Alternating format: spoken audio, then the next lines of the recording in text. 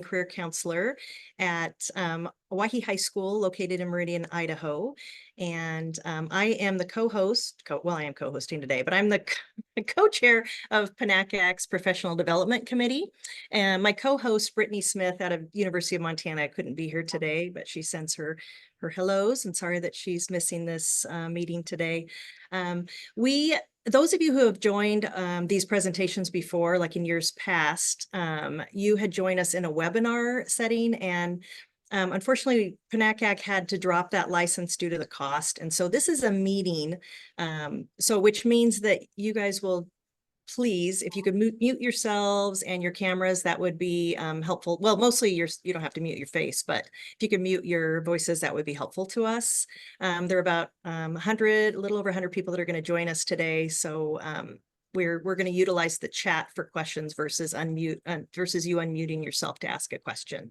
But again, welcome to today's presentation. We are talking about building a college list, but focusing on selectivity and affordability. So I'm going to introduce our guests today, but I'm going to read a little bit about them, and I'm reading it because I didn't want to memorize it because I knew I'd mess up. So Brennan Barnard is one of our presenters today, and he's the Director of College Counseling and External Affairs at Con Schools Network in California. He's also the College Admissions Program Advisor with Making Caring Common, a project of the Harvard Graduate School of Education, and Director of College Counseling for the College Guidance Network. He was the founding director of college counseling for U.S. Performance Academy, an online independent high school for elite athletes. He's also been in national publications and interviewed by some top news organizations. But what I told him earlier when we pre-met, I said, I'm very impressed that you're a firefighter, a volunteer firefighter. That was amazing. And then we have Rick Clark with us as well, equally as impressive. Rick is Georgia Tech's inaugural Executive Director for Strategic Student Access. In this role, he directs the Institute's efforts to establish and advance relationships with educational leaders, schools and school systems, government agencies, and community organizations in pursuit of the Institute's strategic vision for growing enrollment, expanding access, and ensuring affordability. He's also been a member of NACAC's Committee on Leadership and College Admission. So those of you who might not know that, so this is PNACAC, which is underneath the umbrella of NACAC. So Rick has had some roles on the NACAC team, which we appreciate. But you guys probably know them really well as the authors of The Truth About College Admissions, which I didn't realize until reading your guys' bio that there's a blog also. A blog, and you have a podcast. Does the podcast still meet every, okay, I don't know how often, maybe you can tell us about that. every 2 weeks during this school year. Oh, excellent. Okay, I'm going to check it out. The reason you didn't know there was a blog is because it only started 2 days ago. Oh, all righty. Okay, blog and podcast, two amazing, things that we can't wait to hear about. So again, those of you who have just joined us, if you could keep yourselves on mute. I know that's different than last year when we were going through the webinars. But yeah, this time this is a meeting, so we'll just need your help with that. But I could spend all day talking about these two and how amazing they are, but I'm going to turn the floor over to them because there's a lot to share. Please ask your questions in the chat, and we'll be monitoring those, and I think we're going to try to end about 15 minutes early so we can get to the chats or to the questions. All right. Thank you both so much for being here. Thank you. I'm going to share my screen. Oops. Let me try that again.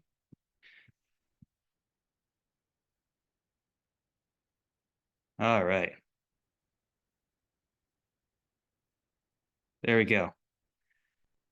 So it's great to be with you all today, and especially this time of year. Thanks for taking time out to spend with us. And we want to make this as interactive as possible. So hopefully we can kind of move through these slides and then get to some Q&A.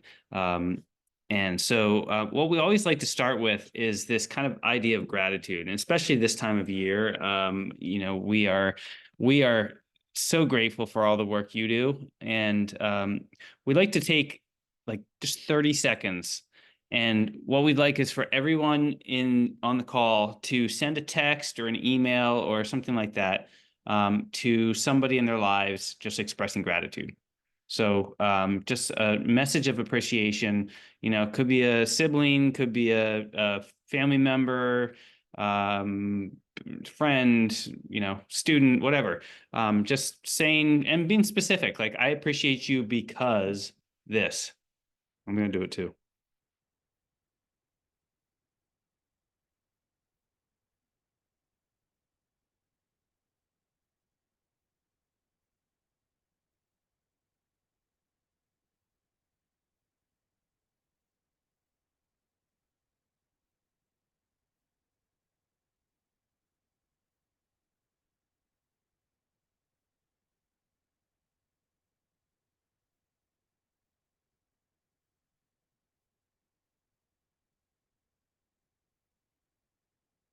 All right. It's always interesting to see kind of the ripple effects of this as we've done this in different presentations, and the feedback we get from people. Like, I sent a text to somebody in my life who I hadn't talked to in a while, and it kind of rekindled a conversation we hadn't had. And so it's always fun. This also can go very wrong. We've had some experiences where we did this with a school group, and somebody texted their parent that they loved them, and of course that the kid was in school, and the parent thought that something was happening at school. And so be careful where you do this, and make sure there's many caveats. So first things first, we're here to talk about building lists and building college lists. And so we want to talk about kind of how we present to schools all over the country and world, and how we talk with families about kind of expanding, students and families about expanding their kind of worldview, and including other schools, and thinking more broadly. So first things first, we try to think of this as kind of WMD, and that is not weapons of mass destruction. It is kind of, first, you're identifying their why, working with students to identify their why. And why are they going to college, or if they're not going to college or career, or whatever, why are they doing what they're doing after high school, and really getting students, engaging them in that discussion, because so often they haven't really thought about that. And it's the first question. Well, the first question I always ask my students when they come into my office is, do you want to go to college? And because I work at a college prep school, it usually the answer is yes. And then, I ask them why. And it's always interesting to hear kind of either the just kind of lack of words to articulate what they want. But sometimes nobody's ever asked them why. It's just kind of assumed. And so kind of getting them to articulate that out loud, and allowing for the fact that that why is going to change throughout.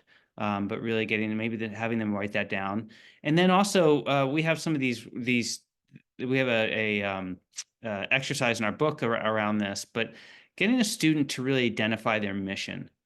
We talk a lot with students about looking at the mission of the college and institutional priorities, and finding the right match. But that all begins with a student identifying their mission, and part of that's around the why. But really writing it out, writing a mission statement, like, I'm going to college, or I want to go to college because of this. This is what I want to do. This is what I want to get out of it. And again, that's going to change.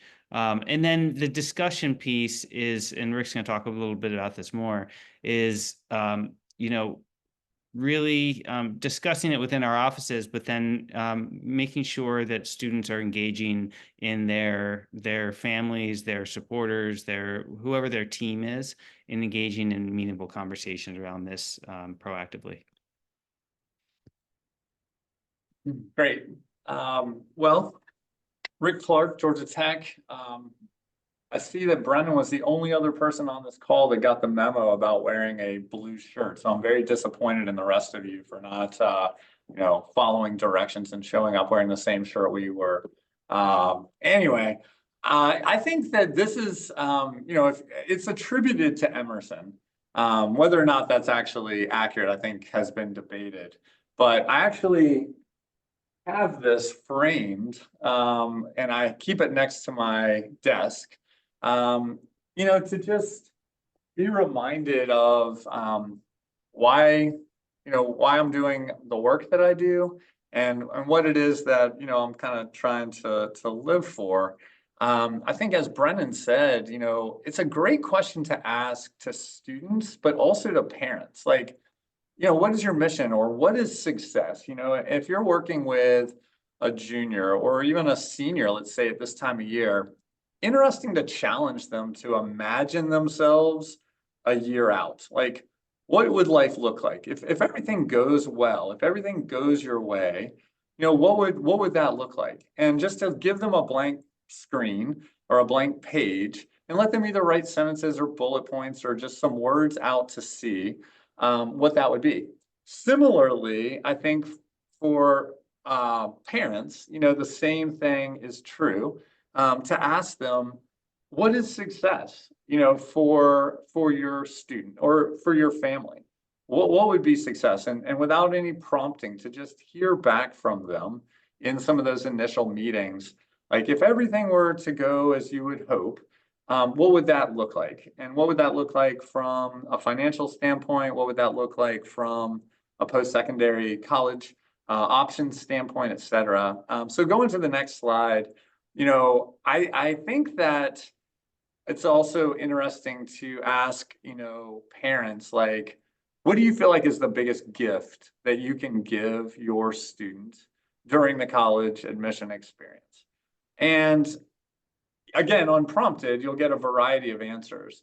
But often with families, what they feel pressure on, and you all know this, and looking at the chat, the number of years that, is represented on this call in terms of years of experience, you've seen this. I think that parents, and I am one, I have 2 teenagers, Brennan has 2 college students, so we're kind of right there with a lot of these parents right now, is like, I just want to be able to support my student to go to the best possible college that they get into. I think a lot of parents, feel like that's the goal, right? I would say that ultimately, really the success for parents and the biggest gift they can give their student is 2 things. One, to set them up for the same thing that we would hope our 3-year-olds have, our 13-year-olds have, or our 33-year-olds have as kids. And that is to have choices and options, right? And that our role and our goal is to kind of coach towards choices and options. And then I think the next thing from a financial standpoint is, there's this pressure around the biggest gift being like an open checkbook and being able to say that, we'll find a way to pay for the best possible school they get into, right? And going to the next slide, I think that maybe that's a bit sort of off track. And what I would challenge them with is, actually, I think the biggest gift is to talk early and honestly about money, and to help them understand, whether it be through net price calculators, whether it be from your own experience, seeing families similar to them, applying to some of the same schools they're potentially looking at, understand, what's it really going to cost that family? And now more than ever, really leading with conversations around affordability. Not that that necessarily means they can't or shouldn't apply to certain schools, but to just be as realistic and honest about what the likelihood of, ranges would be. So in the book, we talk about framing conversations around money this way, with conditions, expectations, and limitations. So just to go quickly through each of those, encouraging parents to think about, do they have any conditions for their student in terms of their college choice, whether it be where they're applying or ultimately where they would support them going. And to give you a really quick example of this, and this ties a little bit into limitations, but my father-in-law, my wife grew up in North Carolina, and he had 3 kids, and he told each of them, I will pay for any public school in the state of North Carolina, any public university, or any out-of-state or private school for North Carolina prices plus $10,000 a year. And that was his condition, and that was also his limitation. They understood that, well ahead of applying. And then each of them made different decisions, right, about where to go. But that early, honest conversation with some conditions and limitations in place, I think was a real gift, right? Because they knew going in what it needed to look like. And when financial packages came back, there was an understanding of the expectation of, well, if there's money beyond this, it's going to be on me to either work to find the money, to pay loans, et cetera. And so I think as you're talking with families about affordability, maybe trying to use this framework, and some of you might have already had your own way of doing this that's similar or, a variation of it, really can be a very helpful thing. But challenging folks to have that early, honest conversation and giving them tools to get a better understanding of what it's really going to cost. And really, in addition to money, really about everything, right? Like about college in general, about like, what are the expectations and conditions up front about how far they're going to go from home, and having all those conversations preemptively, so that it doesn't get to this place where all of a sudden they have these options they're really excited about, and then you're trying to have hard conversations, in the families having hard conversations in the spring, not just around cost, but around kind of what the parent is really, is open to. And, oftentimes there's like, oh, well, they're not going to get in there anyway, so I want to worry. And then they get in, and then all of a sudden it's this hard conversation. All right. So the proverbial elephant in the room, as folks start to kind of engage in the college search, we find it useful to talk to students about where they're getting their information, right? Like, what does a good college mean? Rick wrote a great blog on this, actually, with the Georgia Tech blog, if you want to go back and look for it. But it's this idea of what makes a good or great school. And so talking with students beforehand, and we're going to, at the end of this, we're going to share a link that has a bunch of resources from the book and from other places. One of which is this kind of like a reliable resources worksheet of like writing down all the places they get information about colleges, and then kind of rating those on reliability and subjectivity and objectivity. But like talking about the rankings, for example, are students thinking about college because of where they're ranked, or what is it about sports, or why are they making the decision they are, and having those conversations with students. And so these next few slides, we're going to just go through quickly, because we're not necessarily going to have you do all of them. We might have you do one or two of them, but these are exercises we do with school groups to really, and with parents, to get them thinking outside that echo chamber of like, these are the 5 or 10 schools that we know of because most of the students in our school apply there, or they're hot schools in our area. So some of these are fun activities. So like we go through some college mascots, right? Like, so if anybody wants to throw these in the chat, you can. The home of the banana slugs, as you might know, is, anybody want to guess? Make sure people are paying attention here. UC Santa Cruz, Colonel Cobb, the corn cob. Anyone? Yeah, Concordia. And then you will probably know this, Speedy the Geoduck. There we go. All right. So,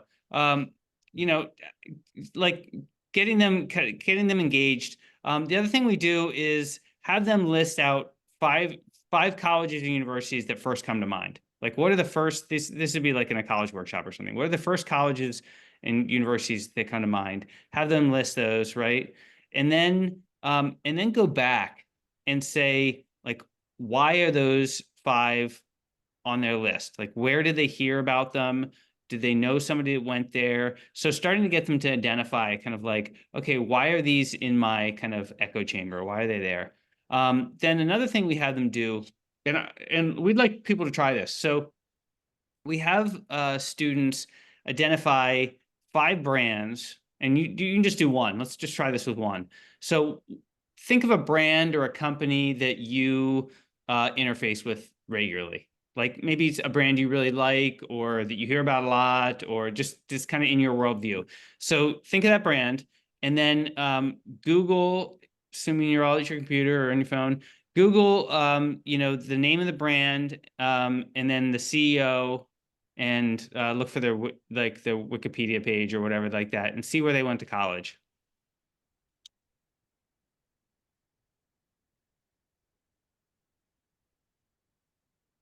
So, and then once you do that, if you just throw in the chat the name of the brand, and you don't have to say the name of the CEO, but where they went to college, and let's just see what we find. So the name of the brand, so it's like Nike, and then you know, where the CEO went to college, and we'll see what we get here.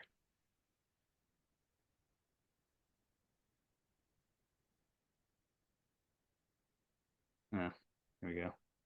So, yeah. So we'll let people put these in as they go, but what usually happens, and what we're starting to see here, is that like there is a wide diversity of schools, some that people have never heard of, right? And there you go, University of Georgia. Sorry, Rick. So, and it starts to kind of awaken them to the fact that there's just so many, like, again, back to Rick's thing of success at the beginning, there are just so many different schools out there. And then, and this is, again, we'll have a link to this later. If you've ever heard of Steve Becker, is a retired counselor from Pennsylvania who has a website called Less High School Stress. And he's got lists on there of different CEOs and presidents of companies and where they went to college. He also has that by industry. So if you can look and you can see if people want to go into business, or they want to go into healthcare or whatever, where some of the top companies there and where the CEOs went to college. And so we often show these to, and we just go through a couple of them, but we often show these to students just to see the diversity of colleges that these what assumedly successful people, because they're running the kind of companies at the top of their business, went to college. And so, you know, everything from, you know, Luther College to Dickinson to Hartwick, Oglethorpe. I mean, so you get the picture. Then we do things like this. So what do these 5 colleges have in common? What would you guess? Anybody have a guess?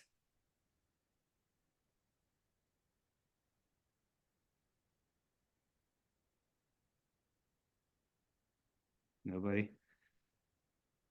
All right, I'm gonna cheat. They're all considered to be in the top 20 schools for ROI, for return on investment, right? And then how about these schools?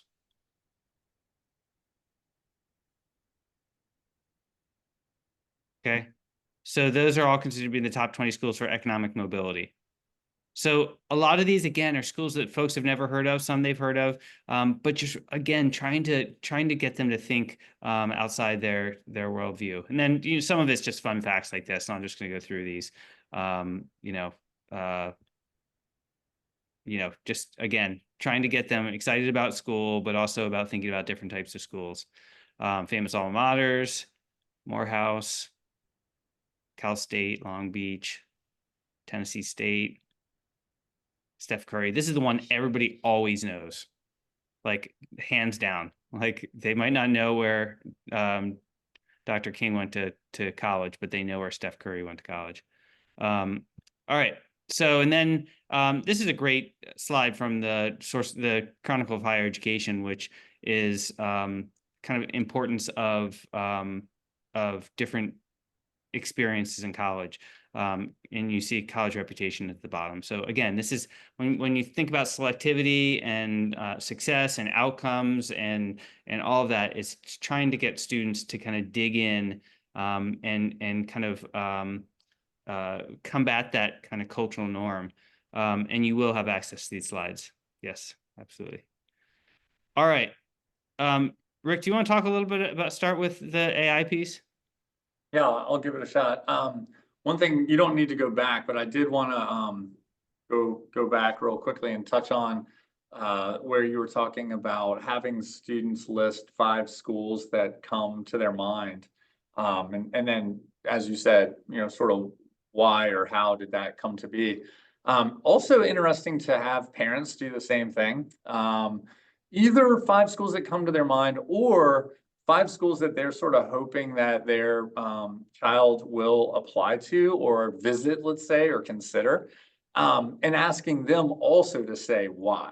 And just, a lot of our book and a lot of our talks and that kind of thing are just about facilitating conversations for families, because ultimately, at the end of the day, everybody's going to have their own values and they're going to have their own way of finding, quote unquote, the right fit. And instead of dictating that, it's more just sort of facilitating conversation. And that's one way to do that.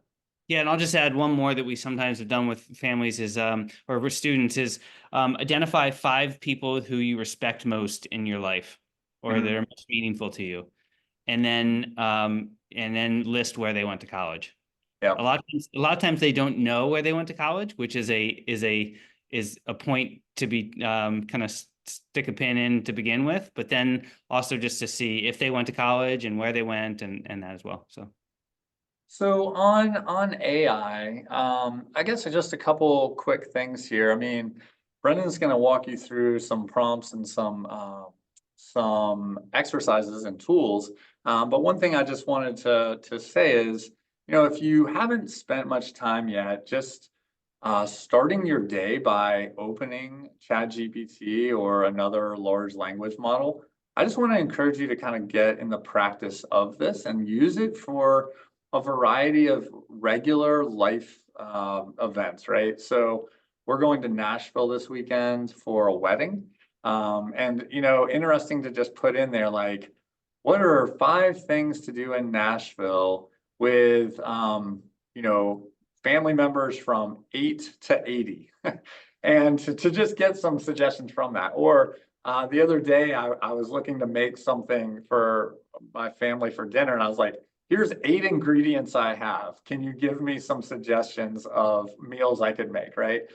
And I think it's just, if you can start to get comfortable with using this as a tool for your everyday life, you start to see pretty quickly how it actually can have applicability and value to you in your work life as well. And so one of the things that I would just say is Georgia Tech has created some guidelines for students around using this, where we basically are encouraging them to use it as a tool for brainstorming. And as you all well know, I mean, one of the really biggest challenges students have is just getting started, and sometimes figuring out which of the prompts in the Common App to respond to.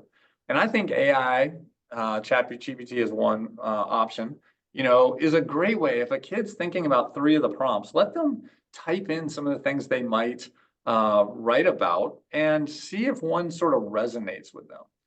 Even if they don't use anything that it kicked back, maybe it helps them settle on something. And I feel like that's a real gift, right? Instead of, as you can see there, that cursor, right? Which sometimes can be a real demon for students. They just are looking at this cursor, they're looking at a blank screen, and they don't know how to get started. And then I know Brennan's going to hit on this, but I also want to say, same for you as a counselor. Again, as I said, I have 2 teenagers, one's in high school, one's in middle school. And, I'm just more convinced than ever that the more time you can free up to be available to students, to have your door open, to be able to sit down with them in appointments, whether it be about college stuff, their life, mental health, whatever it is, but just a loving, caring adult who's in the building. As a parent, I just want to say thank you for everything that you do, every day. That knowing that people like you are in the school building is a real blessing. But then also to be reminded, if you can arrive at a solid recommendation letter in a quarter of the time or a half of the time, I personally am all for that. And, Brennan will give you some tools there, but I just want to sort of lift that up from the college side and also from the parent side. Yeah, that's great. So This is this prompt engineering prompt effective prompting guide is from Jeff Neal, who has a great blog on AI. He's a counselor at Graded, the American School of St. Paulo. You'll get a link to that. But I've been because I'm kind of in the Khan universe. I was a beta tester on Khanmigo, which is their AI tutoring tool. And there's a college search. There's kind of a college aspect to it. And so, I played around with this with my students, and it has the ability to go so much deeper than we as counselors, I'll speak for myself, I just have the knowledge of kind of specificity. Yeah, well, you can go to a big futures or a big search tool, Score, Naviance, whatever, and plug in you're interested in psychology and you're interested in a large school and things like that. But this has this ability to dial down, right? I want to study in a school that has an animal behavior lab, right? And then so you can dial in even further. Can you suggest some of these schools in the Mid-Atlantic, right? And it gives you a couple schools, right?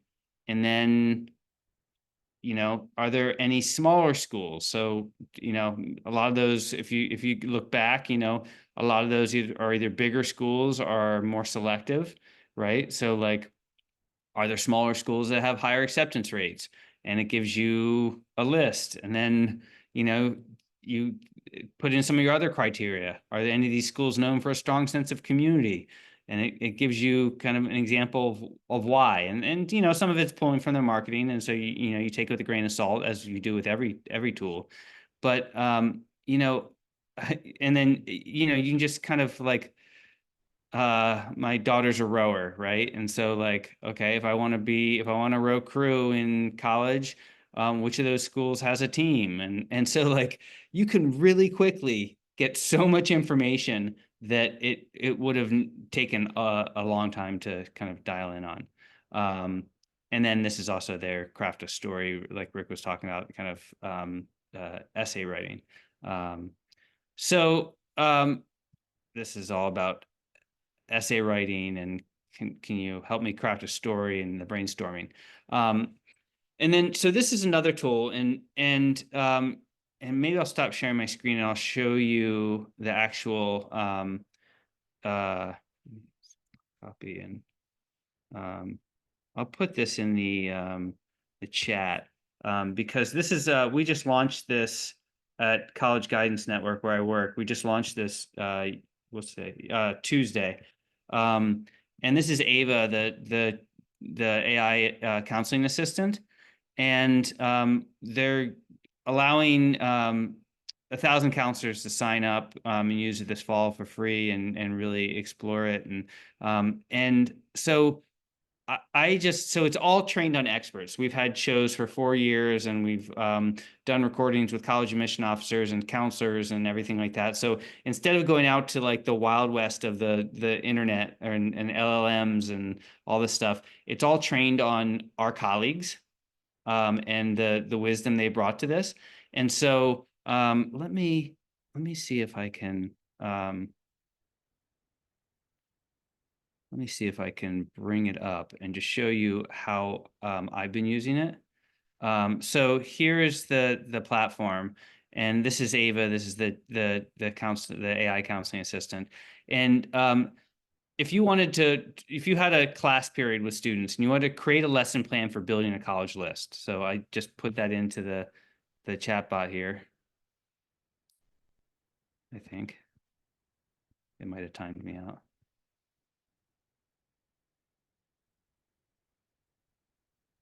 Bear with me here.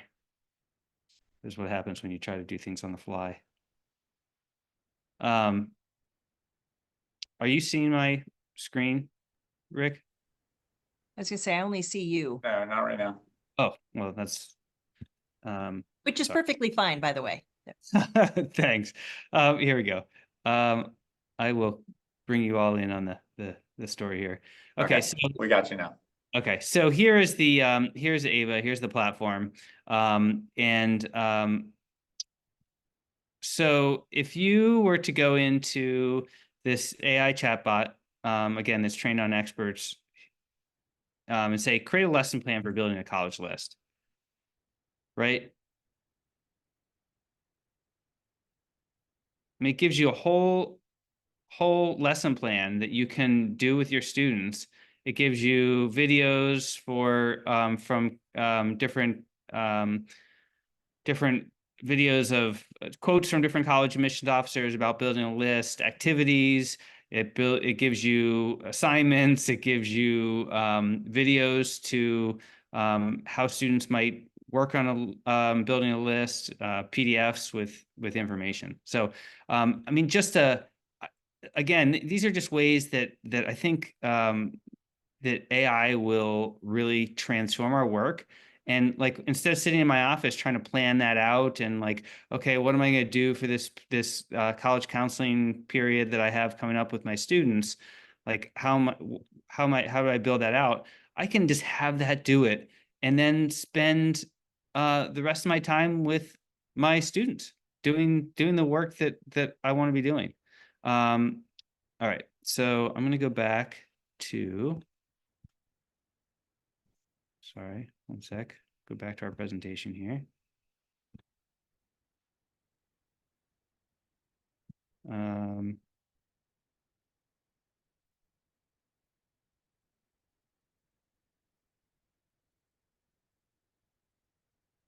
Bear with me.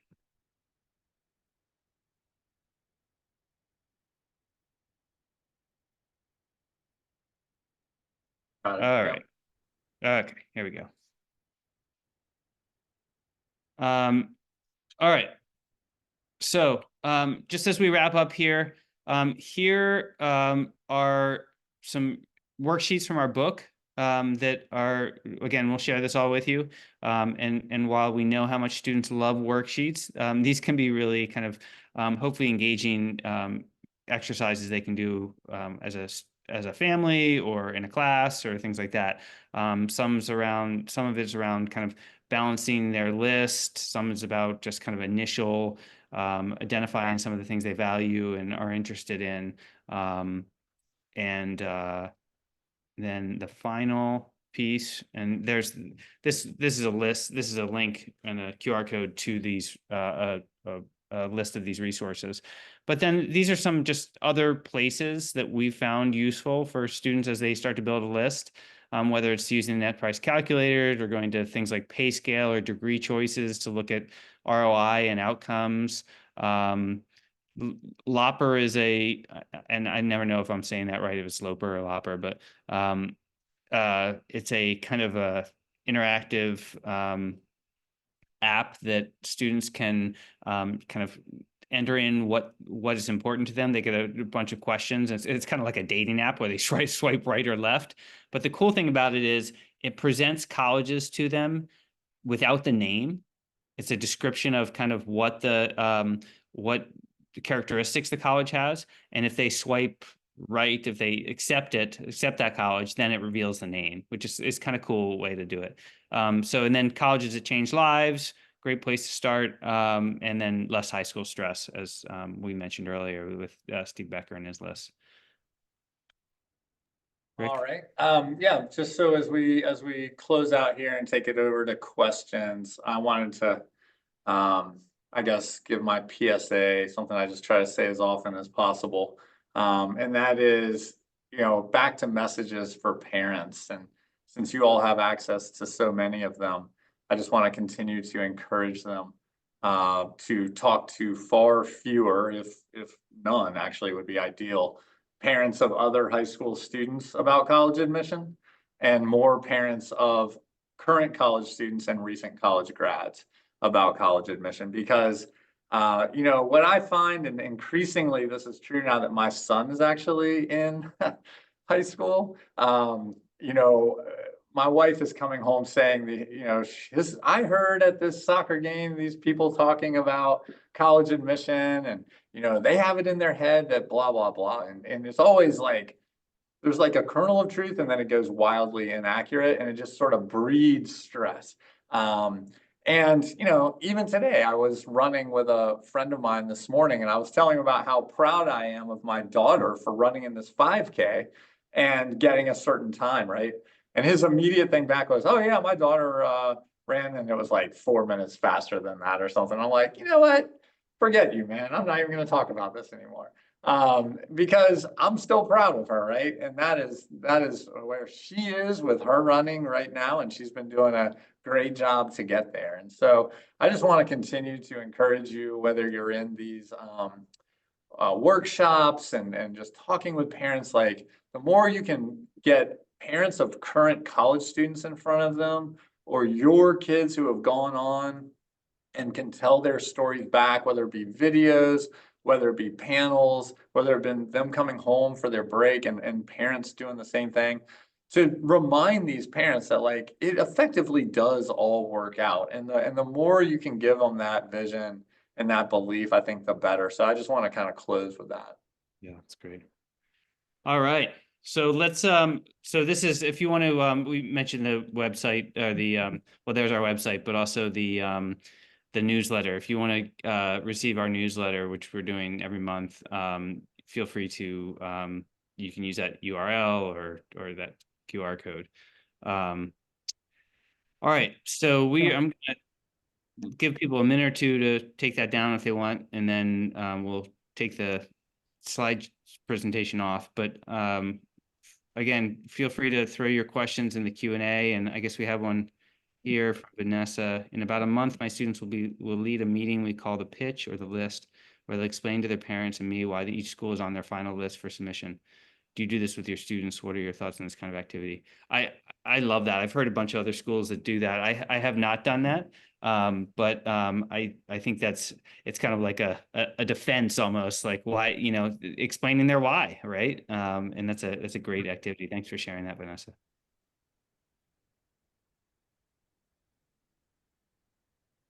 You know, I just want to add one thing to that.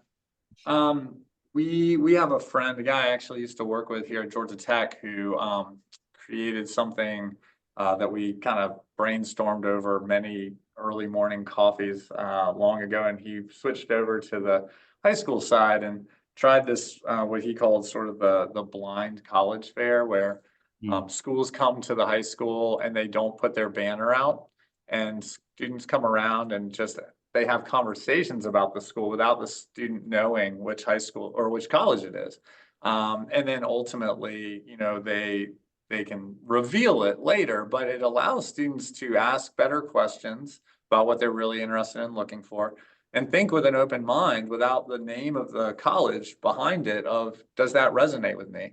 And I guess to the conversation that was just there, I think it would also be interesting, you know, where you say they explain each school on their list.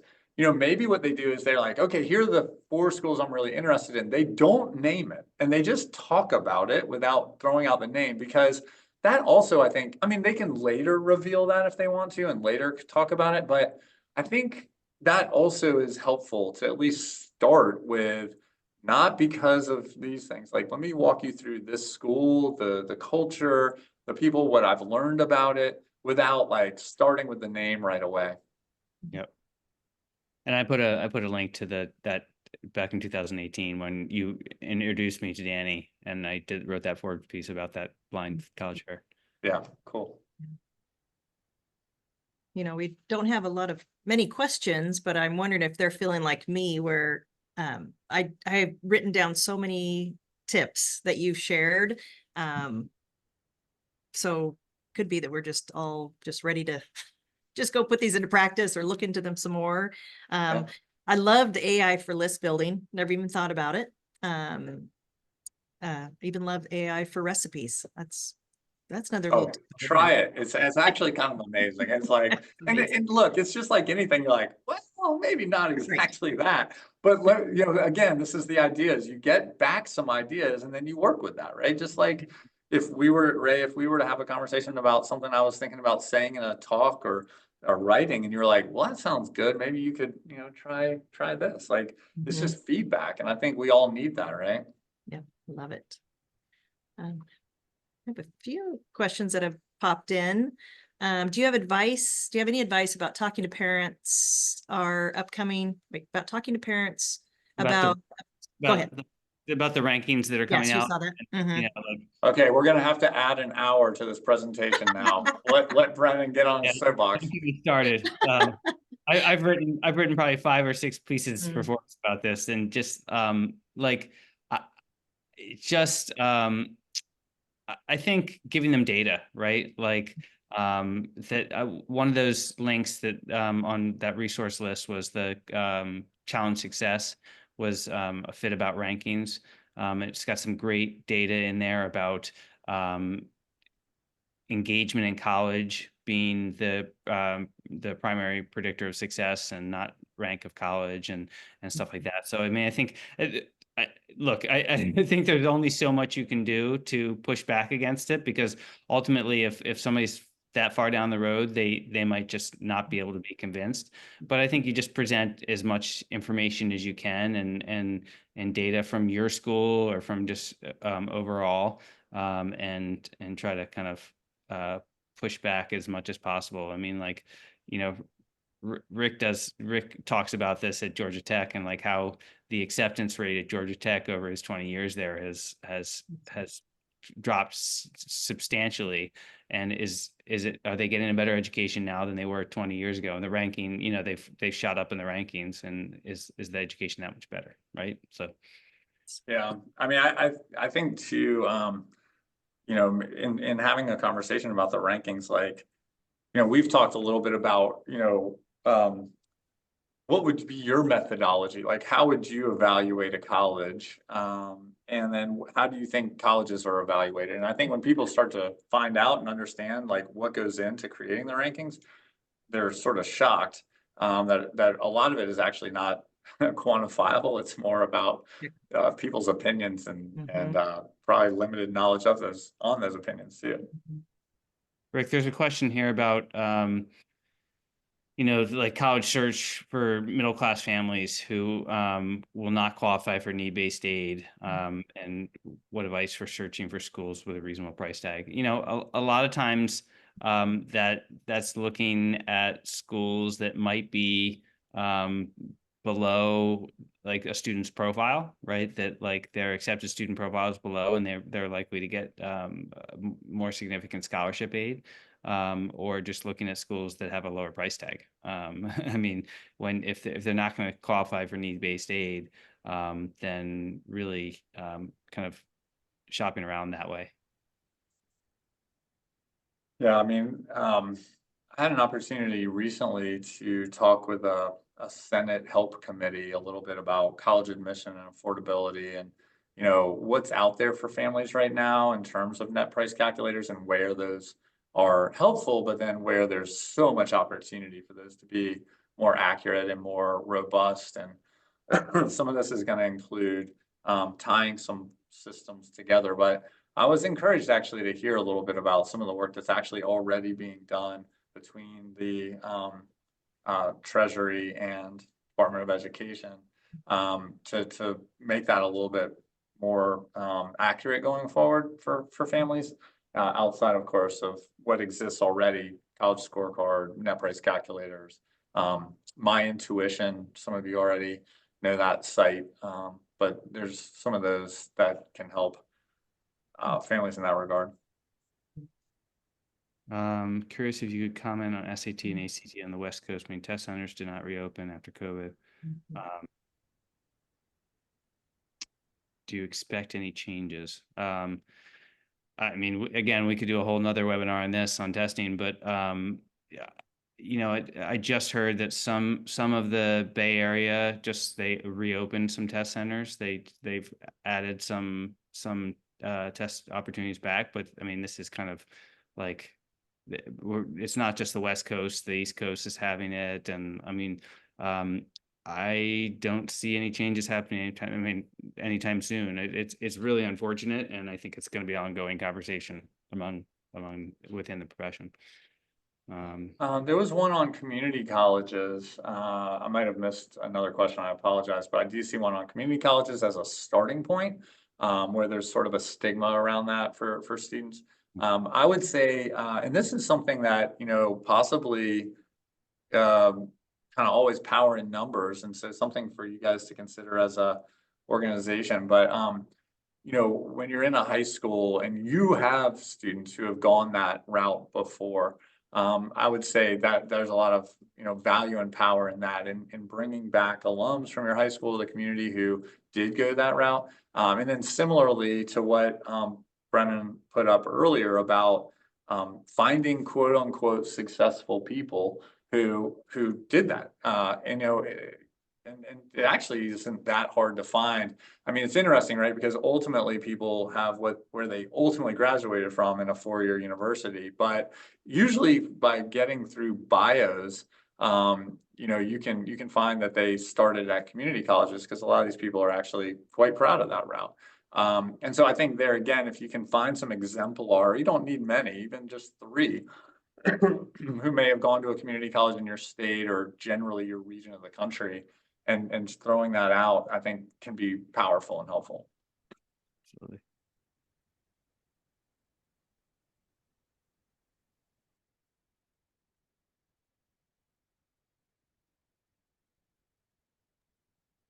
Well, hopefully this has been a good primer. I mean, you know, and we really appreciate people taking the time. I mean, we're pushing up to the top of the hour, and you know, we really thank you, Ray, for the Yeah. opportunity. And again, feel free to use our slides and stay in touch. And I hope, and I just want to, let me just end with that point of gratitude. Let me just say again, like, sincerely, I mean, as somebody that works on the college side, and sees your recommendation letters and knows how much work goes into just getting us transcripts and all the things we ask for, thank you. And then more so as a parent, you know, who loves my kids and sends them off every day, trusting that, you know, there's people in that building that are going to also care for them, know them, you know, take the time for them. That is just such a gift, and we as parents genuinely appreciate it. And if you haven't been told lately, thank you. That's very, very kind. I have to tell you, I have 3 kids in college, and I feel the same. Like I know that they've found people on their campuses who deeply care about them, that they're there for the right reasons, right? They love educating and supporting students who are in that next phase of life. So I'd say the same thing goes back to you too. And we appreciate the time that you've taken to spend with us. I have several notes that I'm just excited about all these resources. And I just completed presenting to all my parents of seniors, and I feel like I want to do it again because I have some other information that I wish I would have known, you know, some of these resources that you shared, the worksheets, I just think they're amazing. So appreciate both of you. Yeah, thanks so much. And hey, everybody, if anyone joined us late, just want to let you know that this is being recorded, and we're going to send this out to those of you who registered. And then encourage your friends, peers to register for upcoming webinars. The next one is in October, and it is focused on helping our special populations through the college application process.